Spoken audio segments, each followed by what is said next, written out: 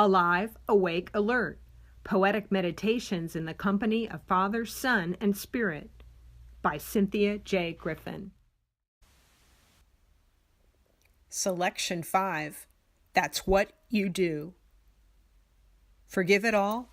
That's what you do, with son's blood on my tank of transgressions. Remove the stains?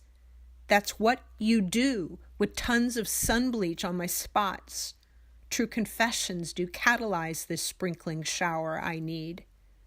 A pardon for my rank putridity? That's what you do. White and clean indeed. Your serum covers stank stupidity. What motivates such lavish cleansing slate? It must be love unfailing, full of might, that overlooks offense. Despite our state of undeserving, Papa looks with sight that sees through sacrifice of Christ, who bore the wrath and bought enrichment for the poor.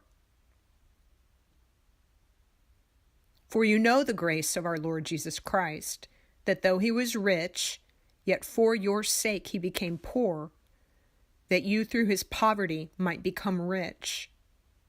2 Corinthians 8, verse 9. Of him all the prophets bear witness, that through his name everyone who believes in him receives forgiveness of sins.